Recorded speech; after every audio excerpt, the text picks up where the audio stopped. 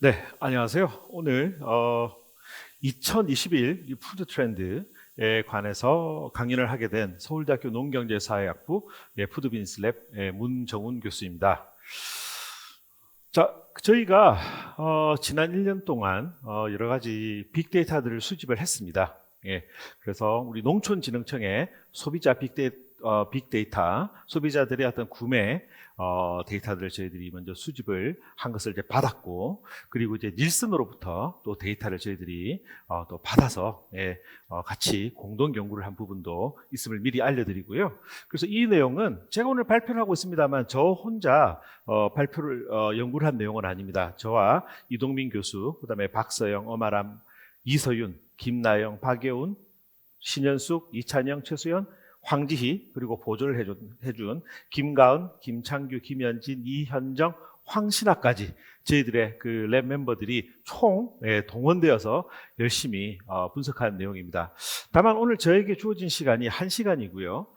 지금 제가 준비해온 이 슬라이드 수가 무려 200여 페이지가 됩니다. 원래는 저희들이 다 연구를 끝내고 나니까 페이지 수가 훨씬 더 많더라고요. 그 부분을 저희들이 오늘 축약해서 발표하기 위해서 줄여도 200페이지였습니다.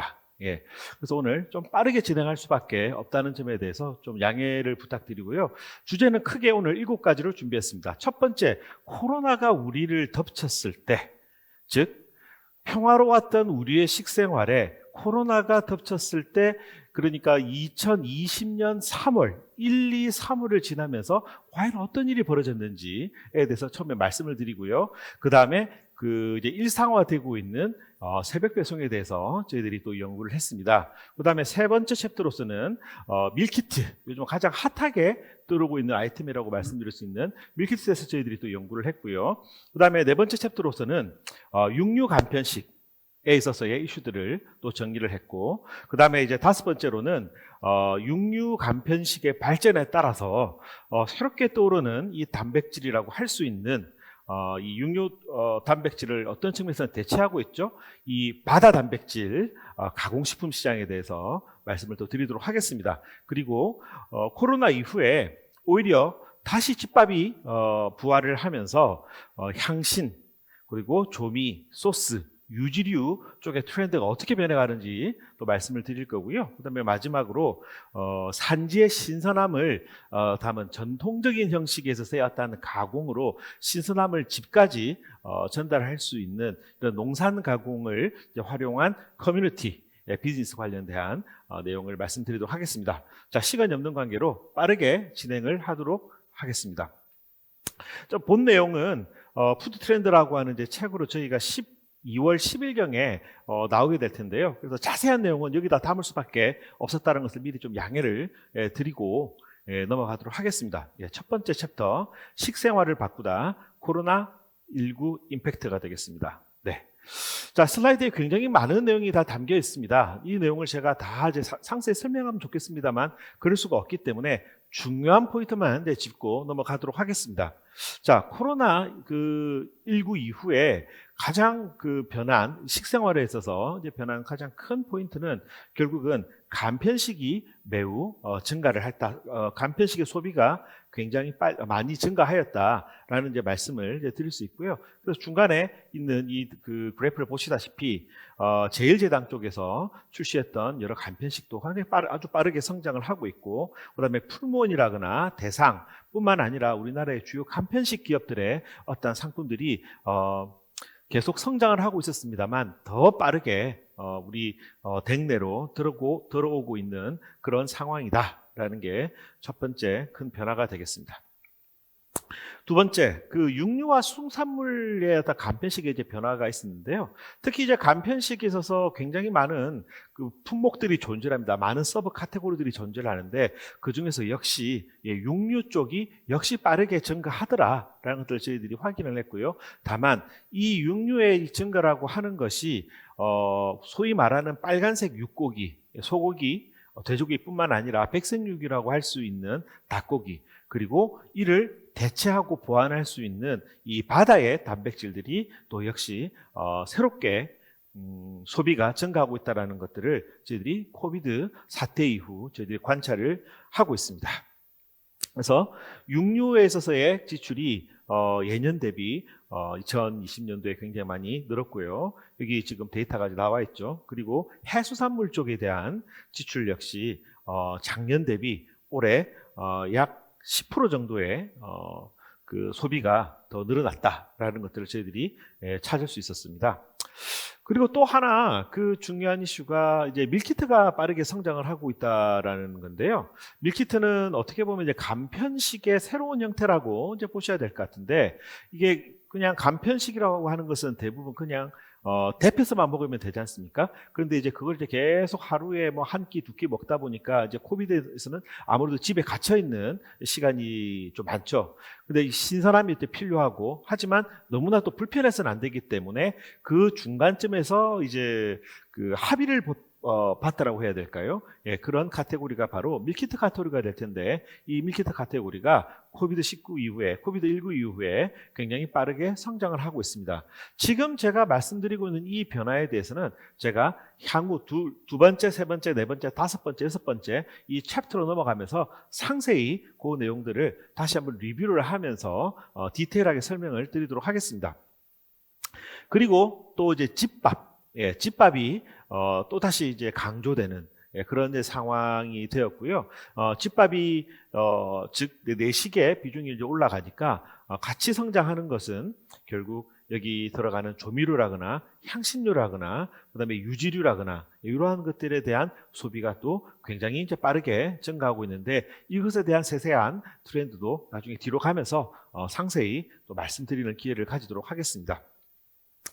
그리고 이제 채널에 대한 이제 변화를 이제 말씀드릴 수밖에 없을 것 같은데요.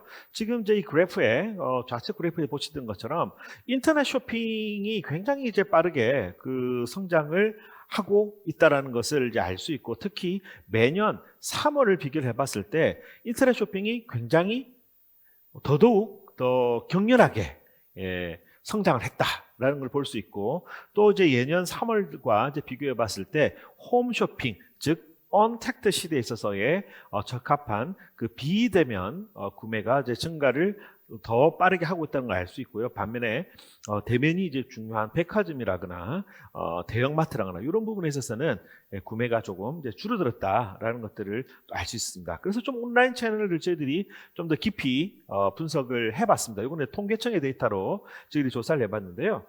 좌측 그래프에 보시는 것처럼 코비드 이후에 전반적인 그 성장이 있었던 것은 분명한 사실입니다. 근데 우측에 보시게 되면 여기가 이제 그 신선식품과 가공식품과 음료의 성장하는 정도, 온라인 B2C 거래로서 그거를 그래프로 이제 보여드리는데요. 보시다시피 이 증가하는 속도가 훨씬 더 빠르게 증가한다는 것을 알 수 있죠. 예. 그래서 이 언택트 시대에 있어서 다른 품목들보다도 사람은 일단 뭐 먹지 않고서는 이제 살 수가 없기 때문에 이런 농식품들의 어떤 구매가 온라인에서 더욱 빠르게 성장을 하고 있다라는 거고, 그다음에 이제 신선식품과 가공식품 간의 온라인 구매를 이제 봤더니 전년 동기 성장률을 대비 봤을 때 우리에게 일단 큰 임팩트가 한번 있었던 것은 3월이었거든요. 그래서 예년 3월과 올 3월을 비교를 해봤고, 그 다음에 또 이제 사회적 거리두기 2.5단계에 들어갔던 9월을 저희들이 이제 비교를 해봤습니다. 예년과 비교를 해봤을 때 가공식품도 성장을 많이 했고, 신선식품도, 그러니까 농수축산물이 되겠죠. 성장을 했는데 지금 이 숫자에서 보이시는 것처럼 가공식품보다도 신선식품 쪽에 있어서의 온라인 성장률이 더 빠르게 나타났다. 그래서 신선식품 쪽을 이제 다루시는 이제 분들 같은 경우에 지금 온라인 쪽의 채널에서의 어떤 그 채널 개발이 더 시급하다라고 말씀드릴 수 있을 것 같습니다. 자, 그리고 지금 이 챕터에 있어서는 코비드-19 이후로 이제 간편식 시장이 어떻게 변했는지를 저희들이 보기 위해서 한국인으로서는 꼭 이제 먹어야 되는 것 중에서 간편식으로 가게 된다면 첫 번째가 이제 밥류가 있을 것 같아요. 그다음에 두 번째가 또 우리 한식에 또 중요한 것이 국탕찌개류가 될 것 같습니다. 그래서 여러 가지 간편식이 있겠습니다만 이 두 개의 큰 서브 카테고리, 즉석 밥류와 즉석 국탕찌개류가 이제 어떻게 코비드 임팩트로서 매출이라거나 이런 것들 어떻게 변했는지를 저희들이 이제 상세히 분석을 했습니다. 하지만 뭐 안타깝게도 시간이 좀 부족해서 디테일한 내용을 저희들이 다 담을 수는 없었고 그것에 대한 이제 요약된 페이지를 좀 보여드리도록 하겠습니다. 자, 지금 이 표가 굉장히 복잡한데요. 좌측을 보시게 되면 그 즉석 밥류에 있어서의 매출 성장률이 2020년 1월에서 2월로 변화될 때, 그리고 2월에서 3월, 정말 이때는 이제 심각하게 이제 코비드 문제가 터졌을 때죠. 그걸 보시게 되면, 그 덮밥이라거나 국밥, 비빔밥, 볶음밥, 비빔밥, 거의 대부분이, 그 코비드 임팩트로 인해서 성장이 급속하게 일어났다. 소비가 급속하게 일어났다는 것을 알 수 있습니다. 특히 오프라인에 비해서 온라인에서의 성장이 더 빠르다는 것을 이 데이터를 통해서 알 수 있는데요. 컵밥에서 덮밥 같은 경우에는 온라인에서 무려 31%가 증가를 했고요. 국밥 같은 경우에는 27%가 증가를 했습니다. 2020년 2월에서 3월로 넘어갈 때, 그리고 냉동밥에 있어서의 냉동 볶음밥 같은 경우도 온라인에서 29%, 비빔밥 같은 경우에는 무려 30%가 증가한다는 것을 저희들이 찾아냈었고요. 이 데이터는 닐슨의 데이터를 가지고 저희가 닐슨과 함께 협업을 하여서 이 내용을 뽑아냈다는 말씀을 드리고 싶고요. 그리고 반면에 이제 즉석 국탕 찌개류를 보시게 되면 상대적으로 즉석 밥류에 비해서는 성장의 속도가 물론 전반적으로 봤을 때 성장을 하고 있습니다만 성장 속도가 그렇게 빠르지 않았다라는 것을 볼 수 있는데요. 다만 즉석 국탕 찌개류 매출에 있어서 2020년 2월에서 3월로 넘어가는 곳에 있어서 탕류, 국보다는 오랫동안 끓여야 되는 것이 주로 탕류지 않습니까? 이 탕류 같은 경우에 보게 되면 무려 온라인에서 31%가 증가했다는 것을 알 수 있습니다. 구매가 31% 증가를 한 거고요. 반면에 찌개류라거나 그다음에 그 국류라거나 그리고 찜, 조림류, 그다음에 전골류 같은 경우에는 오히려 감소를 했다는 것을 알 수 있는데요. 이러한 것들에 대한 이제 디테일한 데이터들은 저희 뒤로 가면서 한 번 더 말씀을 드리겠습니다. 즉 요약을 하자면 코비드 임팩트를 봤을 때 즉석 밥류, 물론 즉석 밥류에는 뭐 햇반류만 들어가 있는 것은 아니고요. 여기에 여러 가지 가니쉬가 이제 들어가 있는 그런 이제 볶음밥이라거나 이 컵밥류가 많았는데 이러한 것들이 굉장히 많이 올라갔다. 나중에 뒤로 가면서 이제 말씀을 드리겠습니다만 여기에 이제 육류가 들어가 있을 경우에 더 성장이 전반적으로 더 이제 컸다라는 것을 이제 말씀드릴 수 있습니다. 그리고 이제 국탕찌개류 같은 경우에는 코비드 임팩트를 봤을 때 다른 국물 음식보다도 집에서 만약 끓인다고 가정을 했을 때 굉장히 오래 고안해야 되는 이 그 곰탕류, 이 탕류를 중심으로 더 많은 성장을 했다라고 하는 것을 말씀을 드리고 디테일은 저희가 이제 출간하는 푸드 트렌드 책으로 좀 확인을 해보시면 좋을 것 같습니다. 자, 두 번째는 새벽 배송에 대한 이야기를 말씀드리려고 합니다. 이 새벽 배송 시장은 처음 제 시작을 하고 4년 만에 무려 80배나 성장한 아주 핫한 지금 상황이라고 이제 보셔야 될 것 같습니다.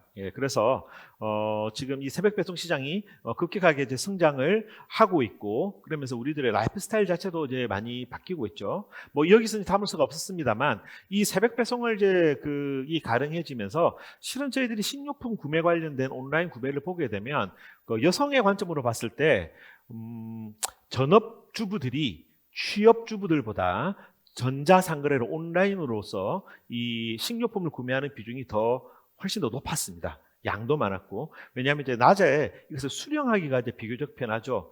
그런데 그 취업주부들 같은 경우에는 이것이 언제 배송될지를 이제 모르기 때문에 일반적인 온라인 식료품 구매 같은 경우에는 그래서 내가 이걸 직접 수령할 수가 없으므로 안에 이제 냉장이나 냉동 제품이 들어가 있을 때 바깥에 둬서 이게 그 냉이 빠진다라거나 그래서 이제 상할 수 있다라는 문제 때문에 온라인 전자상거래에 있어서 상대적으로 전업주부 대비 좀 소극적이었던 걸로 저희들이 그 데이터가 나오는데요. 이 새벽 배송이 이루어지면서 출근 전에 이 식료품들을 내가 수령하여서 냉장고나 냉동고에 넣고 출근을 할 수 있다. 이러한 강점 때문에 특히 이제 취업주부들, 전업주부도 이제 마찬가지입니다만 취업주부들로부터 아주 큰 사랑을 받고 있는 서비스가 바로 이 새벽 배송 시장이 되겠습니다. 그래서 새벽 배송 시장에 대해서 이제 역사적으로 저희들이 쭉 역사를 좀 정리를 해봤는데요. 요 내용을 그냥 보시면 아실 테고, 지금 주요 플레이어로 봤을 때는 마켓컬리와 헬로네이처, GS프레시, 쿠팡, 오아시스, SSG, 롯데온, 현대백화점 등이 이 새벽 배송 시장에서 경쟁을 하고 있는 걸로 나옵니다. 자, 지금 이제 제가 정리한 내용이 새벽 배송 시장에 있어서의 어떤 키 플레이어들의 물류망에 대해서 좀 정리를 해봤는데요. 예, 지금 이제 마켓컬리 같은 경우에는 수도권을 중심으로 이제 집중 공략을 하고 있고, 또 쿠팡 같은 경우에는 전국망을 전국적인 이제 배송망을 이제 구축을 하고 있습니다. 이 새벽 배송이라고 하는 것이 가장 핵심적인 것이 11번 가라거나 G마켓처럼 이것을 판매자와 구매자를 연결해주는 마켓플레이스의 개념이 아니라 매입 후 내가 내 물류센터에 얘를 보관하고 있다가 주문을 받고 다시 판매하는 그런 형태입니다. 즉 판매 수수료를 받는 그런 비즈니스가 아니라 내가 매입 후 여기에 다시 마진을 붙여서 이제 판매를 하는 그런 이제 시스템이기 때문에 이 물류의 인프라가 굉장히 이제 중요하고, 그리고 이 새벽 배송이라고 하는 것이 매우 간단해 보일 수도 있겠습니다만 굉장히 이제 복잡하고 비용도 많이 들 수밖에 없는 인프라 구축 비용 자체가 정말 어마어마하게 들어가는 비즈니스라고 하는 것을 말씀드리고 싶습니다. 그리고 이것이 우리나라 소비자들로부터 큰 각광을 받게 되자 여러 업체들이 같이 지금 뛰어들어서 서로 경쟁을 하면서 소비자들에게 많은 편익을 제공을 하고 있습니다. 자, 저희가 농촌지능청의 소비자 패널 데이터로 저희 분석을 좀 한번 해봤더니요, 2017년부터 19년까지 농촌지능청의 소비자 패널을 봤을 때 대략 한 14% 정도가 새벽 배송을 경험해 본 적이 있다라고 하는 데이터가 나왔습니다. 예, 이걸 만약 수도권으로 만약 우리가 제한해서 했다면 아마 새벽 배송을 경험했던 분들의 그 퍼센테이지는 훨씬 더 올라갈 거라고 생각을 합니다. 그런데 이제 전국권으로 했기 때문에 14% 정도로 이제 나왔고, 전반적으로 구매 횟수가 무려 지난 한 3년 동안 2017년에서 19년 넘어가는 동안 3배 이상의 성장을 보였다라는 것을 저희들이 확인을 했고요. 그리고 새벽 배송을 사용하지 않는 소비자들과 새벽 배송을 사용하는 고객들의 어떤 특성을 이제 비교를 해봤더니 전반적으로 봤을 때 사실 이 나이 자체는 비교는 큰 의미가 없습니다. 샘플링을 한 거기 때문에. 근데 이제 이 나이의 차이를 보는 것은 의미가 있다고 생각이 되거든요. 예, 그래서 평균 연령이 이 새벽 배송을 하시는 분들이 주부분들 같은 경우에서 나이가 조금 더 어리고, 그다음에 월 가구 소득도 조금 더 높고, 그다음에 가구원 수도 아주 미미하긴 하지만 조금 더 많고, 그다음에 전업주부의 비중도 올라가고, 그리고 유자녀의 비중도 올라간다. 이런 데이터들을 저희들이 확인을 했습니다. 자, 이 다음 그래프 같은 경우에는 조금 이제 그래프가 복잡해 보이는데요. 간단히 말씀드리자면은 이 왼쪽에 있는 이제 그래프 같은 경우에는 지금 그래프 크게 3개가 움직이고 있습니다. 하나가 꺾어선 그래프가 있고 바 그래프가 2개가 있는데, 꺾어선 그래프는 뭐냐면 각 요일별로 봤을 때 이 꺾어선 그래프는 온라인, 오프라인 전체에 있어서의 식료품 구매하는 횟수를 저희들이 표시를 한 거거든요. 언제, 무슨 요일에 우리나라 소비자들이 가장 식료품 구매를 많이 하느냐, 온, 오프라인 통틀어서 봤을 때는 보시다시피 토요일이 되겠습니다. 예, 토요일 날 식료품 구매를 가장 많이 하고요. 그리고 이 파란색 같은 경우에는 새벽 배송이 되겠고, 노란색 같은 경우에는 일반적인 온라인 식료품 구매가 되겠는데요. 보시다시피 일반적인 온라인 구매, 노란색 바를 보시게 되면 화요일에 가장 구매가 많은 걸로 나와 있고, 그 다음에 새벽 배송을 하는 경우 같은 경우에는 월, 화, 수, 목요일 날 가장 주문을 많이 하는 걸로 이제 나옵니다. 우측에 있는 이제 그래프를 보시게 되면 주문하는 시간대, 구매하는 시간대가 나와 있는데요. 이 꺾어선 그래프, 즉 일반적인 식료품 구매 같은 경우에는 가장 빈번한 식료품 구매가 일어나는 시간은 저녁 식사 직전이 되겠습니다. 예. 그런데 노란색 바를 보시게 되면 일상적인 온라인 식료품 구매가 되겠는데요. 예, 보시다시피 요일별로 그다지 큰 차이가 없습니다. 요일이 아니라 시간대별로 일과 시간 중, 그 다음에 저녁 식사 후까지 봤을 때 너무 밤늦은 시간, 너무 이른 시간 빼고는 거의 주문하는 것에 있어서의 그 횟수가 크게 차이가 나지 않는 걸로 나오고요. 파란색, 그 새벽 배송 주문을 보시게 되면 저녁 식사 후부터 잠자기 전까지의 배송 주문이 가장 많은 걸로 나타나고 있다라는 것을 확인했습니다. 자, 다음 그래프는 새벽 배송을 했을 때 주로 그 장바구니에 많이 들어가는 것을 파란색으로 표시를 했고요. 노란색 안에 들어가는 아이템들은 일반적인 온라인에서 주문을 했을 때 자주 나타나는 품목들을 저희들이 정리를 해봤습니다. 그 중앙에 있는 부분은 새벽 배송과 일반적인 온라인 배송에 있어서 동시에 자주 나타나는 품목들이 되겠죠. 새벽 그 배송 같은 경우에 보시게 되면 돼지고기의 어떤 그 비중이 상대적으로 좀 더 높게 나온다라는 것을 알 수 있고요. 다음 페이지를 보면 좀 더 확실하게 알 수 있을 것 같습니다. 그래서 삼겹살 같은 경우에는 무려 6.2%의 확률로 누군가가 새벽 배송을 했다라고 하면 삼겹살이 들어갈 확률이 무려 6.2%니까 굉장히 높은 거죠. 예, 뿐만 아니라 방울토마토라거나 치즈라거나 그다음에 냉동돼지 그 간편식이라거나 여기 나와 있는 이런 것들이 가장 자주 새벽 배송 이 장바구니 안에 들어가는 품목이라고 보시면 되겠습니다. 자, 다음 그래프도 굉장히 좀 이제 복잡한데요. 간단히 설명하고 넘어가도록 하겠습니다. 예, 메뉴에 SGL이라고 되어 있는 것은 기존에 있는 대형 마트들이 하고 있는 뭐 당일 배송, 새벽 배송에 관련된 데이터입니다. 그래서 그 고객들이 그 고객들의 장바구니의 구성비를 저희들이 표현을 했고요. 그래서 구매 금액 기준으로 봤을 때 축산물이 굉장히 이제 신선 축산물이 굉장히 그 비중이 높은 걸로 나오죠. 예.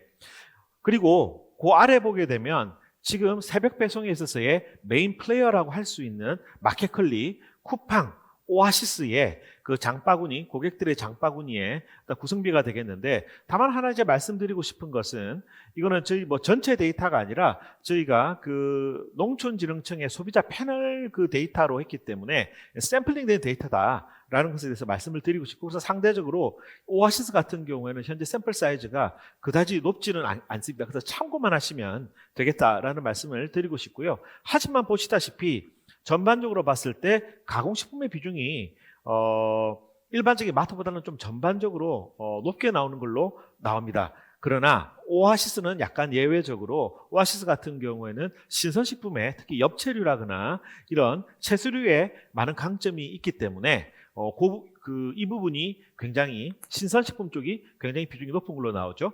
조금 더 상세히 보도록 하겠습니다.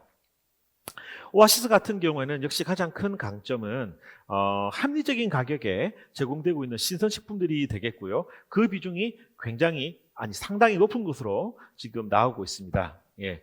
그래서 신선식품을 보시게 되면 그 중에서도 특징이 뭐냐면 인증 농산물의 비중이 여타 그 새벽 배송하는 업체나 아니면 그 마트의 당일 배송, 새벽 배송에 비해서 굉장히 인증 농산물들이 비중이 높다라는 것을 알 수 있었습니다. 그런 특징이 있고, 그리고 오아시스 같은 경우에는 온라인 매장과 함께 오프라인 매장도 함께 운영하고 있기 때문에 시너지가 나고 있고, 어쨌든 그냥 뭐 단순하게 적자냐 흑자냐라는 관점으로 봤을 때는 새벽 배송을 타겟으로 하고 있는 업체로서는 흑자가 나고 있는 그런 이제 기업이라고 보시면 될 것 같습니다. 다음은 쿠팡이 되겠습니다. 쿠팡 같은 경우에는 이 가공식품의 비중이 극단적으로 이제 높은 것으로 나오는데요.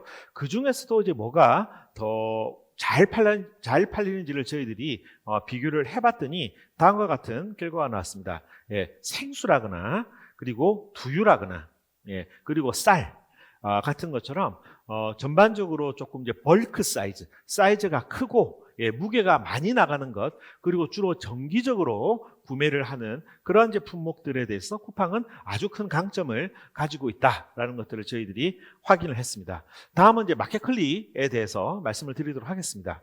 마켓컬리 같은 경우에는 현재 아주 이제 인상적으로 이 식료품에만 이제 초점을 맞추고 있고 아주 열렬한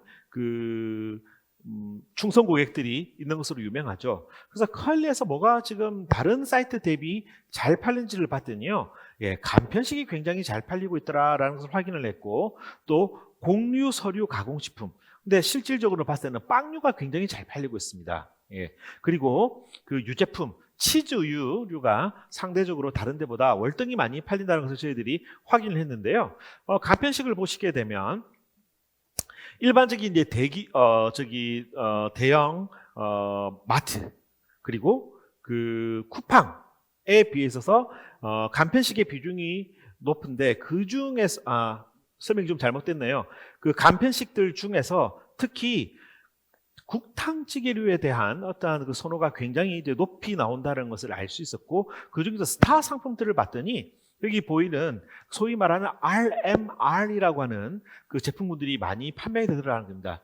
무슨 이야기냐면 레스토랑 밀 리플레이스먼트고요. 그래서 전국에 있는 주요 맛집들의 그 주요 레스토랑들의 그 음식을 집에서 즐길 수 있도록 하는 이러한 것들이 컬리가 굉장히 큰 강점이 있다라는 것들을 확인을 했고요. 예컨대 사미연의 갈비탕 굉장히 큰 히트를 이번에 컬리에서 성과를 내고 있었죠. 그다음에 개방식당의 간장게장, 그다음에 라쿠치나는 물론 이제 식당도 있습니다만 대기업의 제품이긴 하죠. 이 라쿠치나의 수프, 그리고 또 최근에는 봉피앙의 평양냉면과 본갈비, 이러한 것들이 레스토랑에 가지 않아도 집에서 먹을 수 있다고 하는 점에 있어서 굉장히 특징적인 이 마켓컬리의 상품이 되겠습니다. 또 뿐만 아니라 빵류가 또 특징이 있는데요. 빵도 일반적인 소위 말하는 공장빵이 아니라 고급 베이커리의 빵들에 대한 소비자들의 구매가 컬리에서 굉장히 인상적으로 나타나고 있고요. 그래서 도쿄 마블이라거나 노아 베이커리 등등등의 이러한 주요 유명 베이커리들의 빵을 베이커리를 가지 않고 컬리를 통해서 구매할 수 있다라고 하는 것이 특징이 되겠습니다.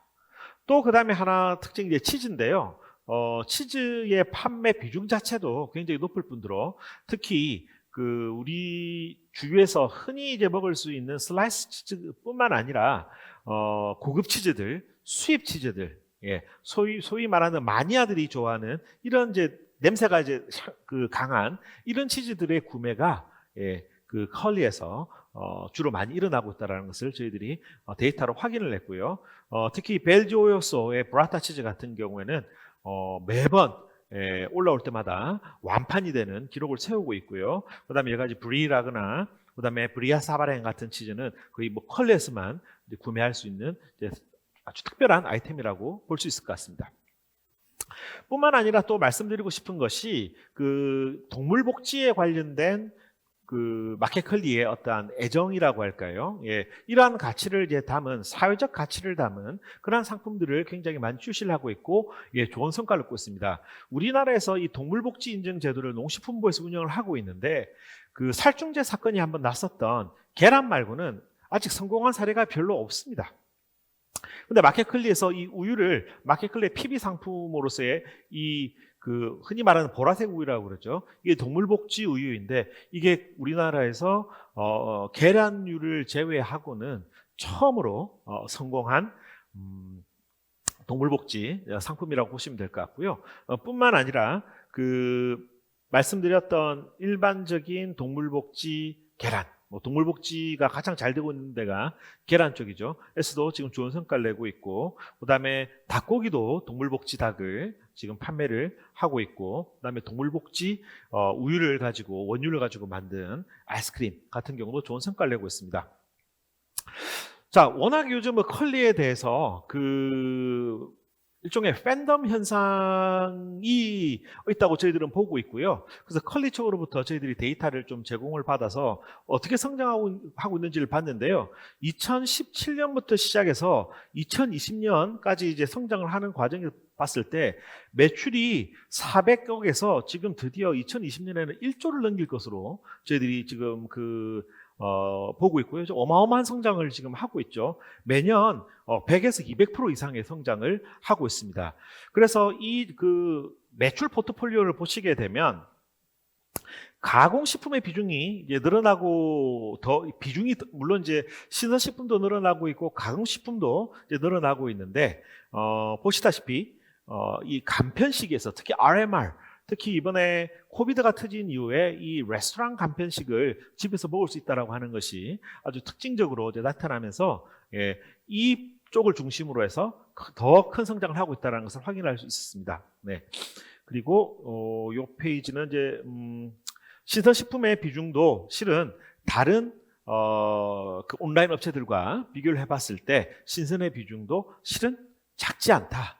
오히려 신선의 비중이 상당히 높게 나온다는 것도 아주 좀 특별한 사례라고 이제 생각이 저희들은 됩니다.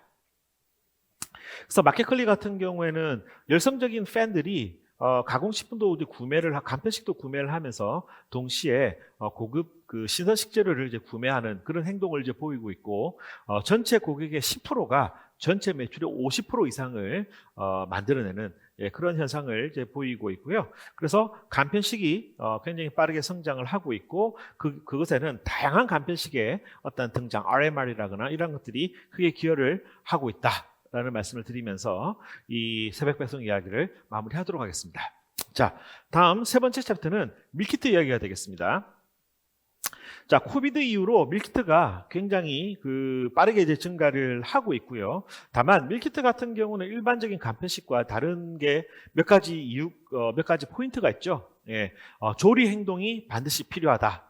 왜냐하면 여기에 신선식 재료가 들어가 있기 때문에 어떠한 방식으로든 조리 행동이 이제 들어간다는 건데요. 그래서 이제 일반적인 간편식에 비해서 조금 불편한 점이 있는 건 사실입니다만, 다만 일반 간편식들 같은 경우는 특히 이제 국물 안에 야채 덩어리가 들어가 있거나 그리고 이 고기 덩어리가 오래 이제 들어가 있다 보니 식감이라거나 이런 것들이 조금 이제 부족한 경우가 많은데 그런 부분을 이제 해결할 수 있다. 신선한 느낌을 그리고 건강한 느낌으로 섭취를 할 수 있다는 그런 강점으로 지금 코비드 기간 중에 굉장히 빠르게 이제 성장을 하고 있다고 말씀을 드릴 수 있겠습니다. 그래서 이제 지금 이제 밀키트 쪽에서의 브랜드가 굉장히 많이 이제 늘었는데요. 한번 보실까요? 예. 보시게 되면 크게 밀키트 전문 업체들이 있고요. 그 다음에 대형마트가 PB 브랜드로 이제 내는 상품들이 있고요. 그 다음에 세 번째가 외식 업체가 지금 코비드 이후에 고객들과 자주 만날 수가 없는 상황에 처했기 때문에 이거를 이제 집으로 이제 배송해서 집에서 간단한 조리를 하여서 먹을 수 있게 하는 이런 외식업체에서 이제 파생된 브랜드가 좀 있고요. 그다음에 식품 제조사, 식품 제조사들이 예컨대 CJ라거나 한국 야쿠르트라거나 이런 데 같은 식품 제조사들에서 이제 출발한 이 밀키트 브랜드들이 있다. 크게 4개의 축으로 움직이고 있다라는 말씀을 드릴 수 있습니다. 자, 그래서 저희들이 밀키트 제품을 저희들이 어떻게 분석을 했냐면요. 2019년 9월 저희들이 T1, 타임 포인트 1이라고 저희들이 이름을 붙였습니다. T1이고요. 그 다음에 코비드가 한창이던 2020년 5월 T2라고 이름을 붙였고요. 그 다음에 2020년 10월, 바로 얼마 전이죠. 이 세 개의 타임 포인트에서 우리나라에서 판매되고 있는 거의 대부분의 거의 전수에 가까운 모든 밀키트 제품들을 저희들이 전수조사를 했다라고 보시면 될 것 같습니다. 예. 그래서 2019년 같은 경우에 5월 같은 경우 코비드가 터지기 전이죠. 보셨을 때는 전체 제품 개수는 SKU 기준으로 270개 제품이 있었습니다. 근데 코비드가 터지고 난 이후에 코비드가 한창 기승을 부리던 2020년 5월에는 제품 개수가 무려 473개로 늘었고 제품을 만들어서 판매하는 브랜드의 수도 10개에서 42개로 증가했다는 것을 저희들이 확인을 했어요. 그리고 한 달 전 2020년 10월을 기준으로 봤을 때 무려 제품의 개수가 SKU 기준으로 1000개가 넘어갔습니다. 1010개가 시중에서 지금 경쟁을 하고 있고 브랜드의 개수도 61개나 이제 되는 굉장히 여전히 이제 빠른 성장을 하고 있다라고 이제 보셔야 될 것 같은데, 다만 저희들이 이제 다른 데이터들을 저희들이 매출 데이터들을 이제 봤을 때는 매출이 폭발적으로 증가하다가 코비드가 장기화되면서 가수요가 이제 빠지고 실수요가 좀 남았다. 예. 그러면서 다시 성장을 하고 있다. 그래서 성장을 하다가 살짝 떨어지고 그리고 다시 천천히 성장에 올라가는. 하지만 전반적으로 봤을 때는 전체적인 식품 산업계의 어떠한 그 경험을 봤을 때는 굉장히 빠르게 성장하고 있는 그런 카테고리라고 보셔야 될 것 같습니다. 자, 그래서 이 지금 현재 국내에서 판매되고 있는 밀키트들의 그 레시피들을 저희들이 다 일일이 다 한번 검토를 해봤는데요. 예. 저희들이 분류를 국물류 제품, 그다음에 메인 요리라고 할 수 있는 뭐 볶음이라거나 구이라거나 뭐 스테이크 같은 거, 예, 그다음에 수육류 이런 것들을 메인이라고 한번 잡아봤고요. 그다음에 면 제품들, 그다음에 밥 제품들, 그다음에 여기에 포함되지 않는 기타를 가지고 저희들이 비교를 해봤을 때 T1 같은 경우, T1에서 T2로 넘어갈 때 보게 되면 국물이 제품들이 많이 늘었다라는 것을 알 수 있죠. 예, 반면에 메인 요리 그러니까 볶음류라거나 구이류라거나 수육류가 상대적으로 초기보다는 그 비중이 줄었습니다. 예, SKU 수는 폭발적으로 증가를 하고 있고, 그 다음에 T2에서 T3, 즉 2020년 5월에서 2020년 10월로 넘어갈 때 SKU 수는 거의 2배 가까이 성장을 했는데, 보시다시피 이 레시피, 메뉴의 어떤 구성비는 큰 차이가 없다는 것을 저희들이 확인을 했습니다. 자, 이게 지금 우리나라에서 판매되고 있는 밀키트의 거의 전수의 그 데모그래픽 데이터라고 보셔야 될 것 같습니다. 다만 T3로 넘어오면서 냉동 이 밀키트의 등장이 굉장히 특징적이다라는 것을 말씀드릴 수 있고요. 전반적으로 봤을 때 평균 가격으로 보면 밀키트 하나의 가격은 평균 냉장 밀키트의 경우 지금 14,300원 정도고요. 그다음에 냉동은 그거보다 1,000 몇백 원 정도 더 비싸다고 보시면 될 것 같아요.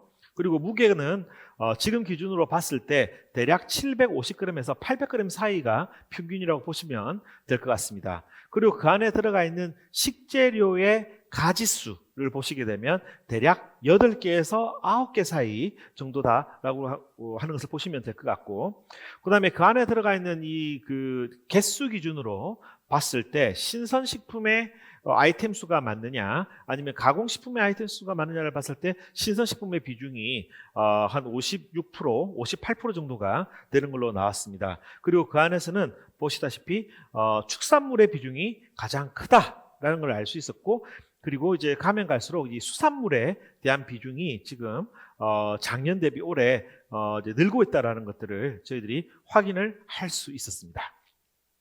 그리고 조리 시간은 평균 한 14에서 15분 정도고요. 냉동 같은 경우에는 해동 후 조리가 되겠습니다. 그리고 레시피 비중을 보게 되면 역시 한식의 비중이 매우 높은 걸로 나오는데, 다만 냉동 밀키트 같은 경우에는 한식의 비중이 떨어집니다.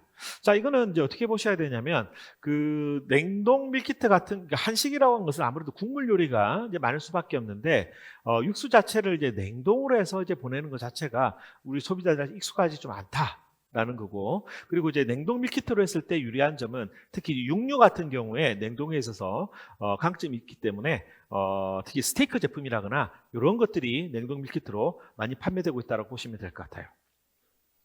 그래서 이 밀키트 관련해 가지고는 크게 5가지의 이슈가 있는데, 첫 번째 냉동 밀키트가 방금 말씀드린 대로 지금 등장을 해서 유통기한 자체가 매우 길어졌습니다.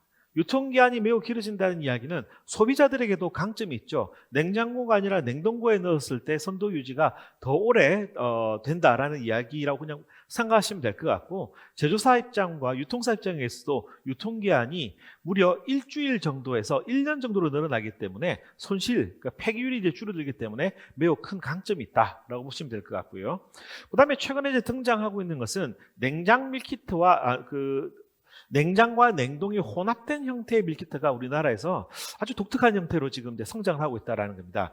특히 엽채류 같은 경우에 냉동을 하게 되면 그 나중에 이걸 해동하다 보면 시들시들해지고 그 물이 흐르게 되죠. 예, 그래서 이런 엽채류나 야채류 같은 경우에는 냉장으로 이제 하고, 그리고 이 그 육류 같은 경우는 급속 냉각을 한 것을 이제 같이 이제 패키지에 집어넣어서 이제 보내는 건데, 이것이 가능한 것은 일반적인 마트에 대해서는 이것이 거의 판매가 거의 불가능하다고 보셔야 될 것 같아요. 하지만 우리나라의 밀키트가 온라인 배송 중심의 이제 성장을 하다 보니까 주문을 받고 여기에서 이제 냉장과 냉동을 한꺼번에 넣고 이제 바로 이제 배송을 하게 되면 뭐 하루 안에 이제 배송이 되기 때문에 전혀 문제가 없는 이러한 것들이 굉장히 큰 특징입니다. 뭐 물론 냉동으로만 구성되어 있는 그런 밀키트도 많이 있고요. 그리고 가격 스펙트럼도 굉장히 넓어지고 있습니다. 그래서 작년 대비 봤을 때 굉장히 고가의 제품들도 많이 등장을 했다. 그래서 2020년 10월 기준으로 봤을 때 우리나라에서 가장 비싼 밀키트 가격은 무려 75,000원짜리 밀키트도 등장을 했다. 라는 것을 말씀드릴 수 있고, 떡볶이만 하더라도 T1 대비 T2, T2 대비 T3에 있어서 떡볶이 제품들의 그 종류도 늘어나고 가격 스펙트럼도 굉장히 더 넓어졌다라고 하는 이야기가 되겠습니다. 그래서 지금 그 오히려 쉽고 저렴하게 그 한 끼를 때울 수 있는 일상 밀키트 이런 것들은 좀 저가 중심으로 포지션을 하고 있고, 특별한 날 특별한 마음을 담은 이러한 이제 그 레시피들 같은 경우에는 고급으로 지금 포지셔닝을 하고 있다. 이렇게 말씀드릴 수 있고요. 그래서 이제 그 밀키트의 그 발전 방향의 큰 세 가지는 2020년 10월 기준으로 봤을 때 메뉴가 차별화되면서 부재료가 아주 다양한 것들이 많이 등장을 하고 있고, 소스도 아주 다양한 것들이 등장을 하고 있다. 그래서 매우 다양한 메뉴들이 등장을 하고 있다라는 거고, 그 다음에 프리미엄으로 이제 확장을 하면서 다양한 이제 식재료를 이제 보면 그 식재료를 아주 다양한 것들 이제 쓰고 있고, 그다음에 인기 맛집이라거나, 그다음에 셰프와의 협업을 통해서 이제 프리미엄을 확장하고 있고, 그다음에 타겟층을 이제 확장을 함으로써 1인용 밀키트, 그다음에 뭐 캠핑용 밀키트 이러한 것들 이제 나오고 있습니다. 그리고 이제 냉동 제품이 이제 나와서 장기 보관이 이제 가능해지고 있다라는 것이 특징이 되겠고요. 자, 그래서 이제 레시피들을 저희들이 사실은 굉장히 그 상세하게 분석을 했습니다. 근데 뭐 시간이 부족해서 저희들이 다 담을 수가 없어서 그 한식, 양식, 중식, 일식별로 지금 뜨고 있는 것들이 뭔지를 저희들이 그냥 간단하게 그냥 하이라이트만 해봤습니다.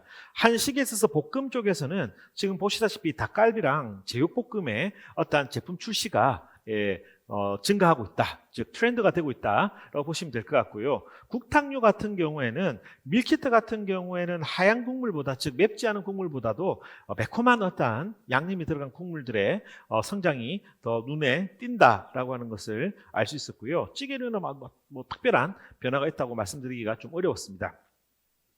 양식으로 갔을 때 고기 구이류, 즉 스테이크 쪽으로 이제 가시게 되면 포크 스테이크, 돼지고기 스테이크가 지금 좀 성장세에 있다라는 말씀을 드릴 수 있고요. 그다음에 볶음류 같은 경우에는 그 찹스테이크, 그 중에서도 돼지고기를 쓴 폭 찹스테이크가 주로 이제 기름기가 조금 적은 돼지 등심을 가지고 많이 하죠. 이것이 지금 빠르게 성장하고 있다라는 말씀을 드릴 수 있습니다. 그다음에 뭐 파스타가 있고요. 그 다음에 중식 같은 경우는 역시 마라탕이 현재 괜찮고, 볶음류에서는 고추 잡채가 지금 이제 성장하는 아이템입니다.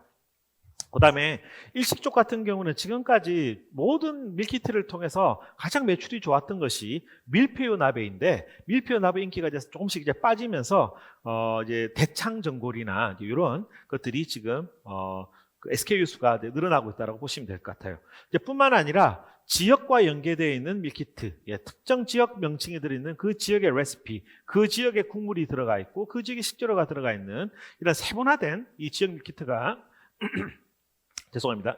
성장을 하고 있습니다. 자, 이거는 이제 우리나라에 있는 이제 주요 그 밀키트 기업들, 리더 역할을 하고 있는 기업들의 그 출시한 제품들의 기본적인 스펙들이 되겠습니다. 저희들이 쭉 정리를 했고, 보시다시피 가장 이제 고가로 포지션하고 있는 것이 CJ의 쿠키시랑, 그 다음에 마이셰프, 그리고 야쿠르트의 이츠온이 가장 이제 고가로 포지셔닝이 되고 있고, 그다음 대형 마트 3사에서 PB 상품으로 출시하는 것이 가장 저가로 포지셔닝이 되어 있습니다. 이 부분도 굉장히 저희들이 디테일하게 이제 했는데, 간단하게 말씀드리게 되면 한식의 비중을 보시게 되면 오른쪽으로 갈수록 한식의 비중이 올라가고 왼쪽으로 갈수록 낮아지는데요. 예. 지금 CJ 쿠키 같은 경우에는 한식의 비중이 낮아지고 양식이라거나 다양한 문화권의 어떤 이런 레시피들, 메뉴들이 많이 출시되고 있고 그 이외에 주요 이 밀키트 기업 같은 경우에는 출시하는 제품들이 주로 한식 중심으로 계속 이동하고 있다는 것을 알 수 있습니다. 가격적으로 봤을 때는 푸드 어셈블, 피콕 같은 경우에 가격이 지금 예전 대비 작년 대비 올라가고 있고 다른 쪽 같은 경우에는 비슷하거나 가격을 살짝 낮추고 있는 평균 가격 개념으로 봤을 때로 이제 나왔습니다. 예. 그다음에 그 육류 간편식 이야기를 이제 드릴 텐데요. 예. 자, 시간이 참 이제 부족하네요. 네. 그 육류 간편식이 우리나라에 있어서 이제 간편식을 이제 리드해 가고 있는 것인데 시장 규모는 뭐 계속 성장을 하고 있습니다. 성장을 하고 있고 보시다시피 저희들이 이제 분석을 하게 된 게 국탕찌개류, 그다음에 조리 냉동 쪽에 있는 여러 가지 안주류라거나 그다음에 냉동 밥류, 그다음에 뭐 탕수육 이런 것들도 저희도 봤고요. 그다음에 컵밥에 있는 여러 가지 것들을 봤는데 보시다시피 우리나라는 국물의 민족이죠. 국탕찌개류가 전체 그 이쪽 그 카테고리에서 거의 절반 정도가 됩니다. 그래서 저희들이 지금 이 챕터에서 분석한 것은 육류가 들어간 것 중심으로 저희들이 분석을 했다라고 보시면 될 것 같고, 그래서 이렇게 이제 나눠서 했는데 결과를 이제 다 보여드릴 수는 없고 어떤 식으로 했는지를 보여드릴게요. 첫 번째 이제 아이템이 뭐냐면 냉동밥 쪽을 봤습니다. 냉동밥을 최근 3년 동안 보면서 출시일이 언제인지를 저희들이 봤습니다. 출시를 봤더니 출시를 봤을 때 냉동밥 제품 같은 경우는 주로 8월과 12월에 주로 출시가 된다는 것을 저희들이 확인을 했고요. 그다음에 이제 매출을 이제 봤을 때는 역시 8월과 그다음에 3월에 냉동밥 매출이 굉장히 뛴다는 것을 확인했습니다. 저희들이 이를 이제 조사하는 것은 어떤 우리가 이제 제조사 입장에서 상품을 출시했을 때 언제 프로모션을 걸었을 때 성과가 잘 날 수 있는지 이런 부분을 이제 보여드리기 위해서 저희들이 분석을 이제 시도를 했고요. 그 다음에 이제 채널별로 봤습니다. 대형마트 오프라인과 그 다음에 온라인, 그리고 편의점을 봤을 때, 자, 밑에 이걸 보시게 되면 시작이 이제 4월부터 2, 4분기부터 저희들이 표현을 했습니다. 2017년 4월부터 저희들이 분석을 했고요. 그래서 2020년 3월, 코로나가 심하게 터졌던 2020년 3월을 끝으로 저희들이 분석을 이렇게 12개월, 12개월 됐는데요. 파란색이 17년에서 18년, 그 다음에 초록색이 18년에서 19년, 노란색이 19에서 20년이 되겠습니다. 그래서 보시게 되면 지금 대형마트 오프라인에서는 파란색에서 초록색으로 전체 이 그래프가 위로 시프트 되어 있죠. 그러니까 17에서 18로 넘어갈 때 전체적으로 시장 규모가 크게 증가했다는 걸 알 수 있습니다. 그런데 2020년대로 오면서 그게 약간 떨어졌다는 걸 알 수 있죠. 그런데 대형마트의 온라인을 보시게 되면 2017, 그러니까 파란색에서 초록색으로 올라갔다가 살짝 떨어질 것 같았는데 1월을 기점으로 해서 그 2020년 1월을 기점으로 해서 폭발적으로 지금 온라인에서 이 냉동밥이 성장하고 있는 것을 확인할 수 있습니다. 반면에 편의점 같은 경우에는 주로 오프라인이 되겠습니다. 파란색, 초록색, 노란색, 즉 시간이 지나감에 따라서 전반적으로 매출이 줄어들고 있다는 것을 확인할 수 있었어요. 그 다음에 이제 그 레시피를 좀 봤고요. 그래서 이제 그 매콤한 이 냉동밥 시장을 저희들이 좀 봤는데 파란색, 초록색, 노란색을 보시게 되면 시장 규모가 올라갔다가 좀 떨어졌다는 걸 알 수 있고, 그런데 요거는 이제 담백한 냉동밥이 되겠습니다. 매운 맛이 들어가 있지 않는. 그런데 매운맛이 들어가 있는 냉동밥 같은 경우에는 파란색에서 초록색 시프트 업 되고 또 초록색에서 노란색 2019, 2020 넘어오면서도 성장을 하고 있으면서 그리고 12월부터 시작해서 지속적으로 지금 성장하고 있는 것을 빠르게 성장하고 있는 것을 볼 수 있습니다. 그래서 이제 주요 제품들이 지금 이제 나와 있는데 시간 없어서 넘어가고요. 그래서 냉동밥의 신제품에 있어서 이제 방향성을 어떻게 이제 해야 되느냐라는 것에 대한 뭐 이야기가 있는데 한번 간단히 읽어보시면 좋겠습니다. 국탕찌개류를 이제 보시게 되면 신제품 출시가 보게 되면 보시다시피 그 8월 보양식을 이제 많이 먹는 그 시기에 신제품이 많이 출시가 되고, 그 다음에 1월 달에 생각보다 이 국탕류 제품들이 출시가 많이 됩니다. 나중에 뭐 저희들이 분석을 했습니다만 결국 알겠는 게 뭐냐면 설날에 특히 1월에 떡국 끓여 먹을 때 그 베이스 국물로 쓸 이러한 것들이 이제 많이 팔리게 된다는 것을 저희들이 확인을 했고요. 실제 이제 매출도 보게 되면 8월과 1월에 주로 일어난다는 것을 확인을 했는데, 다만 편의점에서는 이렇게 다르게 움직인다는 것을 알 수 있습니다. 물론 시장 규모에 있어서 편의점은 이쪽 일반적인 그 마트 채널보다 훨씬 시장 규모는 작습니다만, 편의점에서는 10월 달에 국물이 튑니다. 10월에는 그 매대가 봄, 여름 상품에서 가을, 겨울 상품으로 가는 딱 그 냉장 매대를 바꾸는 시기거든요. 그때 이제 국물 제품을 이제 많이 놓으면서 이제 매출이 이때 많이 이제 나는 것으로 저희들이 파악을 했고요. 그래서 매출에서의 저희들이 시즈널리티를 이제 저희들이 또 분석을 했는데, 레시피로 이제 봤을 때 역시 그 담백한 국탕찌개류 같은 경우에는 보양식을 우리가 주로 먹는 더운 여름에 튄다는 것을 알 수 있는데, 편의점은 좀 다르게 나온다라는 것들 알 수 있습니다. 그래서 편의점의 제품을 낼 때는 다르게 접근해야 된다는 이야기가 되겠죠. 매콤 같은 경우를 보시면 또 그 시즈널티가 굉장히 독특하게 나오는데 4, 7, 10, 그다음에 1 이렇게 지금 이제 튀는 걸로 피크가 그렇게 치는 걸로 지금 나오고 있고요. 그다음에 이제 이걸 냉동으로 내느냐, 냉장으로 내느냐, 상온으로 내느냐라고 봤을 때 시장 규모 자체가 국탕찌개류 같은 경우에는 상온이 압도적으로 이제 높다라는 것을 알 수 있고, 그다음에 피크는 또 비슷하게 나오는 걸로 보입니다. 그래서 지금 담백한 것에서는 소곰탕이랑 삼계탕이 지금 가장 매출이 크고, 그리고 이 매콤한 국물 같은 경우는 지금까지는 육개장이 1위였었는데 얼마 전부터 2019년 하반기부터 이제 봤을 때는 부대찌개가 그 1위를 이제 빼앗았다라고 말씀드릴 수 있습니다. 이런 이제 분석들을 저희들이 꾸준히 하고 있고, 컵밥 같은 경우는 결론적으로 말씀드리게 되면 컵밥 안에서도 국탕류 쪽 같은 경우는 성장이 지체되고 있다. 왜냐하면 이 국탕류 같은 경우는 방금 보셨던 그 레토르트 쪽으로 많이 넘어가 있고요. 그래서 이제 컵밥 같은 경우에는 덮밥, 덮밥을 중심으로 컵밥이 이제 성장한다는 말씀이 되겠습니다. 뭐 시간이 없어서 넘어가야 되겠고, 냉동 안주류 같은 경우에 보시다시피 편의점에서 파, 초, 노 굉장히 빠르게 성장하고 있는 것이 보이시죠? 그리고 이제 그 담백한 것을 보시게 되면 뒤에 이제 보시는 것, 뒤에 이제 냉동 쪽을 저희들이 준비를 했습니다만 시간이 없어서 간단히 말씀드리게 되면, 담백한 이러한 그 냉동 안주류, 그러니까 주로 이제 내장, 부속물들이 되겠는데요. 이러한 것들이 굉장히 지금 최근에 핫하다. 에어프라이어에 넣어가지고 이렇게 뭐 튀겨 먹는 이런 것들이 지금 핫하다는 것을 알 수 있었고요. 이 부분은 어쩔 수 없이 지금 넘어가야 되겠고, 탕수육 제품 같은 경우는 꼬바로우가 일반적인 탕수육을 지금 이기고 올라가고 있다는 것을 확인을 했습니다. 여기 그 내용들을 제가 정리를 했는데요. 오늘 뭐 시간이 없어서 갖고 온 슬라이드조차 다 말씀을 못 드렸는데, 여기에다가 아예 담지도 못한 내용들이 굉장히 많습니다. 그것에 대한 지금 간단한 결과를 이 소견에다가 썼으니까 한번 확인해 보시면 좋을 것 같습니다. 다음은 이제 수산 쪽이 되겠습니다. 수산물 같은 경우에 최근에 굉장히 수산 간편식이 많이 증가를 하고 있고요. 그 부분에 넘어가기로 하고, 그래서 가정 간편식에서 이제 수산물이 이제 중심으로 올라오고 있다라는 것을 저희들이 확인을 했습니다. 그래서 계속 이제 성장하고 있는 것들을 저희들이 확인을 했고요. 그래서 지금 이제 제일 먼저 저희들이 각 어종별로 소비자들의 어떤 구매가 어떻게 변한지를 봤습니다. 그래서 이제 보시게 되면 그 부분은 제가 생략을 했군요.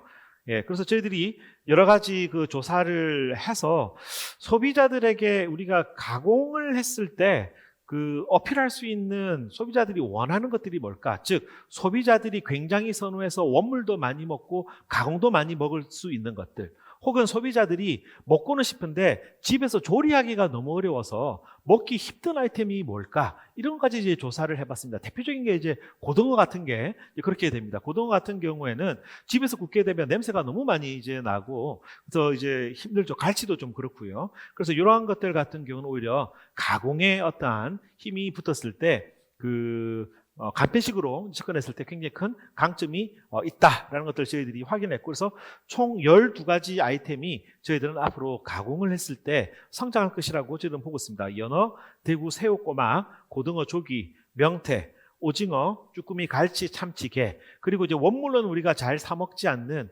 김은 원물로 우리가 잘 안 사 먹죠. 그다음 멸치도 주로 이제 건물이 많은데 이런 김이랑 멸치 같은 경우는 이제는 소비자들이 프리미엄 가격까지 지불할 의사까지 있는 걸로 저희들이 나왔는데요. 뭐 상세한 이야기는 좀 말씀드리기 어렵습니다만 예컨대 연어 같은 경우에는 원물도 굉장히 구매가 올라가고 있는데 가공 쪽 같은 경우에는 많이 떨어졌다가 다시 올라가고 있습니다. 많이 떨어지는 이유는 그 연어 캔 제품이 나왔다가 지금 떨어지기 때문인데요. 보시다시피 연어 캔 제품이 한때 반짝하다가 지금 많이 떨어졌습니다. 그래서 이제 캔 같은 경우가 떨어지면서 전반적으로 이 가공에 대한 그 연어 가공식품이 이제 줄었었는데 다시 올라가고 있는 게 보이죠. 그래서 훈제, 연어라거나 이런 것들이 지금 이제 뜨고 있고, 다음 페이지를 보시게 되면 최근 출시된 국내에 있는 흥미로운 제품들을 좀 정리를 해봤습니다. 네, 그래서 프리미엄 훈제 연어 슬라이스 제품이 있고, 그다음에 간장 연어, 좀 아주 핫하죠. 간장 연어 제품이 지금 뜨고 있고, 그다음에 포케, 이 일종의 하와이식 그 연어 덮밥이 되겠습니다. 하와이식 연어 덮밥인데요. 이게 그 연어를 올려서 밥이랑 같이 비벼 먹는 이제 그런 것들이 되겠고, 그다음에 밀키트도 나오고 있습니다. 그다음에 이제 외국에서 나오는 신제품들을 저희들이 한번 정리를 해봤고요. 대구 같은 경우도 보시게 되면 대구 같은 경우 신선이 올라가고 있습니다. 근데 지금 저희들이 이제 가스류가 저희들은 될 거라고 보고 있는데, 이 가스류가 지금 이제 튀김에 있어서의 어떤 품질이 굉장히 좀 떨어지고 있다. 그래서 이제 가공 기술에 대한 좀 업그레이드가 필요하다, 이런 것들을 저희들이 보고 있고, 해외에 보시게 되면 저기 그 두 번째 있는 제품 같은 경우는 굉장히 이제 품질이 좋은 생선 가스 제품들이 되겠습니다. 뿐만 아니라 새우도 계속 성장하고 있고요. 새우 같은 경우에는 다만 새우 볶음밥 같은 경우에는 성장하다가 성장이 좀 꺾인 상태로 보고 있고, 그다음에 새우 튀김이라거나 새우장이라거나 칠리새우 이런 제품들이 뜨고 있다는 것을 확인을 했습니다. 그다음에 꼬막이 요즘 또 핫하게 이제 뜨면서 꼬막 비빔밥이라고 하는 것이 하나의 그 재미있는 아이템으로 성장을 하고 있다라고 하는 게 되겠고, 그다음에 고등어도 지금 소비자들이 원하고 있는데 제대로 된 가공 제품이 나오지 않고 있다. 그래서 이 가공에 대한 고민이 필요한 쪽으로 저희들은 고등어를 지금 저희들이 이제 제안을 하고 있습니다. 예. 그리고 이제 갈치도 역시 소비자들이 되게 원하는데 불편해서 잘 못 먹고 있는 제품이라서 이것에 대한 이제 가공이 이제 앞으로 필요할 거라고 저희들이 보고 있는 제품들입니다. 그거 말고도 여러 가지 내용이 있는데 이 부분을 스킵을 하기로 하고요. 예. 그래서 김이 이제 프리미엄으로 이제 넘어가고 있고 지불 의사가 매우 올라가고 있다라고 하는 것과 함께, 그 다음에 이제 멸치 같은 경우에도 그 지금 서해에서 지금 보력에 있는 이 홍명환 선장님이 아주 젊은 선장님이십니다. 이분 한 분이 이 시장을 완전히 지금 프리미엄으로 지금 바꾸고 있는 분이시거든요. 그래서 멸치 시장 자체가 완전히 업그레이드 지금 되고 있다라는 말씀을 드리고 싶습니다. 그다음에 집밥에 대해서 이제 말씀을 드릴 텐데요. 예, 집밥이 이제 그 코비드 이후에 이제 뜨면서 조미 향신 소스가 이제 증가하고 있습니다. 예, 이런 것들이 있는데 요것만 보셔도 될 것 같아요. 보시다시피 요리술이 생각보다 많이 증가를 하고 있고, 예, 그리고 이제 그 감칠맛 조미료도 이제 성장을 하고 있다. 근데 설탕이라거나 요리당 이런 것들이 줄고 있다라는 것을 알 수 있습니다. 보시게 되면 요리술이 이렇게 성장하고 있는 게 이제 보이시고요. 그다음에 그 미림과 미향을 좀 비교를 했는데 미향이 지금 최근에 그 미림보다도 좀 더 뜨고 있다라는 이야기. 근데 맛은 굉장히 다릅니다. 그다음에 설탕 같은 경우에는 좀 감소가 되고 있는데 흑설탕 쪽이 좀 지금 올라가고 있다라는 말씀을 드리고, 반면에 요리당 쪽은 지금 감소하고 있다라는 것을 확인을 했고요. 소금 같은 경우도 지금 끝이 살짝 올라가고 있는 게 보이시죠? 네, 그래서 보게 되면 시즈닝 솔트가 이제 뜨고 있는 걸로 확인이 되고 있습니다. 감칠맛 조미료 시장을 보게 되면 이 액상 조미료 연두가 이제 한참 이제 좋다가 최근에 그 살짝 주춤하고 있는 중이라고 보시면 될 것 같습니다. 그러면서 이 그 자연 조미료가 좀 뜨고 있다라는 것이고요. 그다음에 향신료를 보시게 되면 후추가 지금 또 뜨고 있고, 그리고 이제 와사비도 이제 뜨고 있다. 그중에서 특히 생와사비가 굉장히 빠르게 구매 성장하고 있다는 것도 확인했습니다. 반면에 이제 허브류라고 할 수 있는 레몬밤은 최근에 좀 꺾였고요. 파슬리는 꺾였다가 다시 좀 올라가고 있는 형태입니다. 그리고 이제 그 월계 수입도 꺾였다가 다시 좀 올라가고 있고 최근에 들어서. 바질 같은 경우는 많이 감소를 하고 있는데 바질 페스토 쪽이 지금 좀 성장을 하고 있다라는 이야기가 되겠습니다. 그다음에 계피 시나몬도 최근에 다이어트랑 물리면서 지금 성장을 하고 있고요. 그다음에 뭐 케찹, 그다음에 뭐 마요네즈, 뭐 머스타드가 지금 또 올라가고 있죠. 특히 이런 홀그레인 머스타드 성장하고 있고요. 그다음에 샐러드 드레싱을 보시게 되면 예전에는 과일 맛, 과일 향, 과일을 가지고 만든 드레싱이 많았는데 지금 이제 곡물을 가지고 한 특히 이제 뭐 참깨 드레싱이라거나 이러한 것들이 굉장히 빠르게 성장하고 있는 것으로 보이고 있고 굴소스도 이제 성장을 하고 있다. 그리고 이제 매운맛 소스도 성장을 하고 있는데 어린아이가 집에 있는 40대 주부들이 이것을 지금 많이 끌어올리고 있다라고 하는 이 그래프를 보시면 알 수 있습니다. 그리고 이제 마라도 지금 이제 계속 뜨고 있고요. 그 다음에 이렇게 이제 정리를 하면 될 것 같습니다. 지금 시간이 거의 다 됐는데 저한테 주어진 그 질문 시간이 15분이거든요. 그래서 15분인데 그거를 하시는 동안 제가 5분 동안 마지막으로 농산 가공종을 한 3, 4분 안에 요약을 하도록 하겠습니다. 산지에 있어서 생산자들이 지금 이제 협업을 해서 했을 때, 즉 가장 이제 전통적인 방식의 가공, 원물의 특성을 이제 잘 살리는 이제 가공을 보시게 된다면 대표적으로 뭔가 파우더를 낸다라거나 아니면 이를 착즙을 한다라거나 건조를 한다라거나 뭐 발효를 한다라거나 이런 이제 농산 가공 쪽을 이제 보시게 되면 어떤 것들이 뜰까라는 것들을 저희들이 연구를 좀 해봤습니다. 그래서 지역에서 커뮤니티 비즈니스 생산자들이 이거를 같이 협업하여서 그 마을 단위로서 이제 성과를 낼 수 있는 간편 가공 쪽으로 가게 된다면 뭘 봐야 될까 이런 것들 고민을 좀 했거든요. 그래서 이제 주로 과일 야채 쪽을 많이 봤습니다. 봤더니 이제 감 같은 경우는 지금 원물이 많이 떨어지고 있죠. 원물 구매는 많이 떨어지고 있는데 보시다시피 감을 이제 감말랭이라거나 곶감이라거나 반거시 같은 경우에는 감소하고 있는 건 아니다. 그래서 이것에 대한 이제 고민들이 좀 필요하고 보시다시피 밑에 이제 초록색으로 표시되어 있는 것이 온라인 판매분입니다. 온라인에서 판매가 올라가게 되면 전반적으로 매출 다 올라가는 것으로 지금 이제 나오는 걸 저희들이 확인할 수 있었고요. 그래서 이 가면에 대한 이 가공의 방식에 대해서 고민이 필요하다라는 이야기가 되겠고, 배 같은 경우는 조금 실망스러운 이제 상황입니다. 배 같은 경우는 일상적인 구매가 지금 잘 안 일어나고 있고 시간이 가면 갈수록 이거는 이제 명절에 이제 먹는 이제 과일로 지금 포지셔닝이 되어서 굉장히 어려운 쪽으로 가고 있습니다. 그래도 이게 숙취해소제 쪽으로 이제 연결이 되면서 한때 많이 팔렸습니다만 요즘은 그 부분도 살짝 좀 꺾이면서 보시다시피 배 주스가 지금 왼쪽 그래프에서 올라가다 꺾인 게 보이시죠? 그리고 이걸 이제 농가 단위라거나 이런 데서 한 청이라거나 즙이라거나 차 같은 경우에도 성장하다고 말하기 어려운 상황이 되었습니다. 이 배를 지금 어떻게 가공할 것인가에 대한 고민을 좀 해야 되는 상황인데 사과가 그 뒤를 쫓아가고 있습니다. 사과도 일상적인 구매가 사실은 이제 가면 갈수록 좀 줄어들고 있다라는 거 보시다시피 여전히 이제 명절 이외에 있어서의 구매 비중이 훨씬 높긴 합니다만 그 비중이 줄어들고 있다. 명절에 더 많이 구매하는 쪽으로 시간이 가면 갈수록 지금 가고 있기 때문에 이 부분은 좀 조심해야 되겠다라고 하는 이제 걱정을 하고 있고요. 그러면 이게 또 하나 필요한 게 이제 가공 쪽으로 가야 되는데 지금 사과가 별다른 가공 제품이 없습니다. 그것에 대한 고민이 필요할 것 같고, 그 다음에 이제 감귤 쪽을 보시게 되면 전반적으로 성장하고 있는 걸 알 수 있고요. 근데 보시게 되면 감귤도 지금 이제 경쟁을 함에 있어서 이제 원물 같은 경우에 시간이 가면 갈수록 지금 자꾸 조기 출하를 하려고 하는 그 경향을 보이고 있습니다. 조기 출하하게 되면 햇 밀감이라고 하는 이야기를 할 수 있기 때문에 유리하긴 합니다만 전반적으로 맛이 떨어질 수밖에 없는, 당도가 떨어질 수밖에 없는 문제가 있기 때문에 좀 고민이 된다라고 하는 이야기를 현재에서 좀 이야기를 듣고 있고, 근데 지금 이제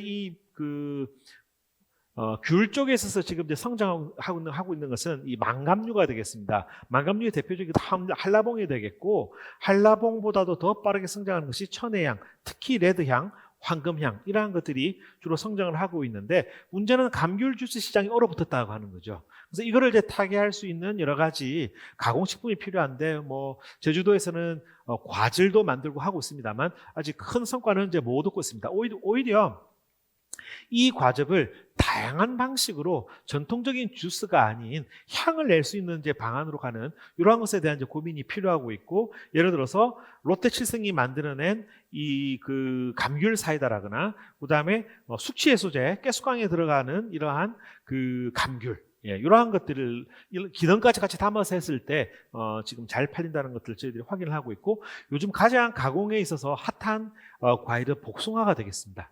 복숭아 가공품이 굉장히 빠르게 이제 성장을 하고 있다는 것을 지금 저희들이 찾았고요. 그래서 복숭아를 활용한 다양한 주스라거나 이런 걸 하시면 좋은데, 다만 이 과육 자체가 살아있는 것이 매우 중요하다라는 것들 저희들이 여러 가지 조사 결과 저희들이 뽑아내고 있고요.